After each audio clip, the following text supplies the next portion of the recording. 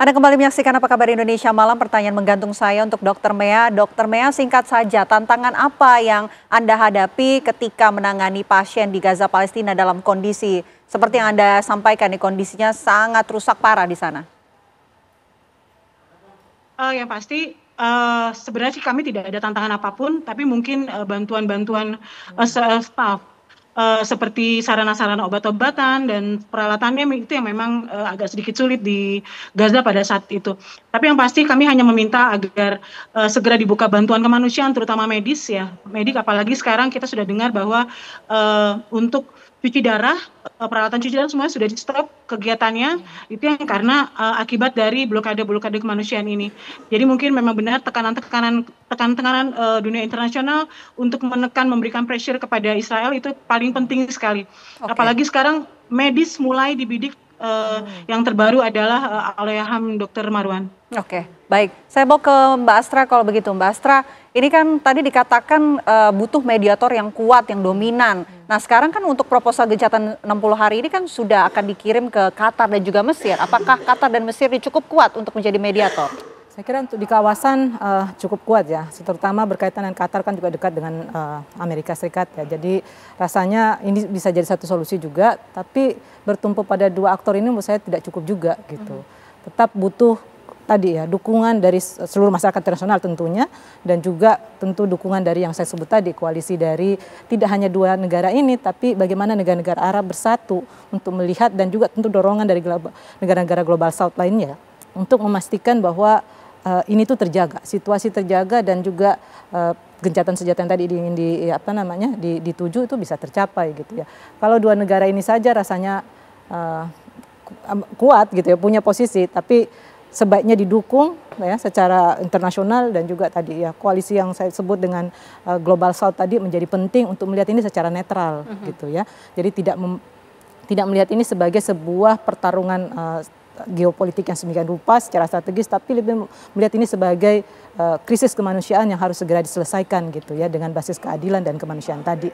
Jadi basisnya solidaritas menjadi kata kunci menurut saya untuk membuat narasi-narasi tentang gencatan senjata ini bisa tercapai, ketimbang bicara tentang aspek geopolitiknya gitu ya. Jadi solidaritas kata kunci yang penting untuk dibuat narasinya sedemikian rupa sehingga dan Global South yang lebih netral bermain gitu ya, atau memainkan peran di dalam penyelesaian ini. Oke, solidaritas kata kuncinya. Tapi kalau dari Mbak Tia nih, adakah mungkin solusi lain yang bisa menyelesaikan ataupun agar terwujudnya gencatan senjata antara Israel dan juga Hamas? Saya awalnya optimis dengan opini publik ya.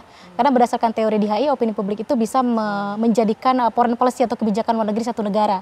Jadi ketika ada tekanan di demonstrasi di Amerika Serikat misalnya, walaupun Amerika pro terhadap Israel, tapi ternyata publiknya tidak. Banyak demonstrasi buktinya di sana. Sekarang bagaimana dengan negara Eropa? Sekarang mulai banyak demonstrasi di negara-negara Eropa. Bagaimana opini publik terbentuk di sana dan pro mendengungkan Free Palestine. Tadinya saya optimis, Mbak Vena, tadinya. Tapi kok kesini-kesini ternyata itu hanya seolah-olah teriakan di medsos begitu ya. Atau hanya terjadi demonstrasi, dan itu ternyata tidak cukup mempengaruhi foreign policy-nya baik di UK, di Prancis, di negara-negara Uni Eropa, ataupun di Amerika Serikat sendiri. Yang saya bilang, maaf, Trump tuh agak sedikit keras kepala begitu ya. Dia betul-betul keinginan dia sendiri, tidak betul-betul pay attention terhadap opini publik yang berkembang di sana, kecuali kalau memang itu penekanan opini publik itu luar biasa yang bisa ada istilah pemakzulan untuk Trump sendiri. Mungkin bisa itu mempengaruhi. Tapi selama itu tidak, maka itu opini publik tidak mempengaruhi. Artinya memang harus ada solusi dari state actor atau aktor negara. Di sini saya sepakat tadi yang Mbak Vena dan Mbak Azra bilang, satu Qatar, karena Qatar itu punya kedekatan dengan Hamas, punya kedekatan dengan Amerika Serikat. Artinya bisa berdialog dengan kedua belah pihak. Hanya Qatar di negara Timur Tengah yang bisa punya komunikasi baik dengan Hamas. Hamas hanya nurut dengan Qatar, nggak mungkin dengan Saudi. Secara politik global itu Saudi tidak suka dengan Hamas. Makanya saya bilang nih kepada publik Indonesia, kenapa Saudi, negara Islam, tidak pay attention terhadap Palestina? Karena memang yang disibukkan oleh Israel itu kan Gaza, Hamasnya, bukan Palestina secara keseluruhan. Jadi Saudi diam gitu. Nah, Mesir itu karena berbatasan, oke, itu bagus. Mesir, Qatar karena punya komunikasi politik yang baik dengan Hamas dan dengan Amerika. Tapi saya pikir Saudi bisa menekan lewat investasi Saudi Amerika. Ya. Selain Qatar dan juga Mesir, ada Betul. Saudi juga yang jadi bisa ikut. Penekanannya bukan ke Hamasnya, tapi ke Amerika. Gua tarik nih investasinya, nah gitu ya. Jadi Amerika nanti bisa menekan karena Israel itu hanya kalah oleh Amerika. Udah tidak bisa dengan yang lain gitu. Baik, tentu kita nantikan ya, mudah-mudahan segera ada perubahan, Betul. segera ada solusi dari Israel dan juga Hamas untuk bisa sepakat gencatan senjata ataupun perdamaian, karena banyak jutaan warga Gaza tentunya yang menantikan adanya bantuan masuk dan juga kondisi ini semakin membaik. Terima kasih Mbak Tia atas waktunya, terima kasih Mbak Astra, terima kasih juga Dr. Mea atas waktunya di Apa Kabar Indonesia Malam. Selamat malam.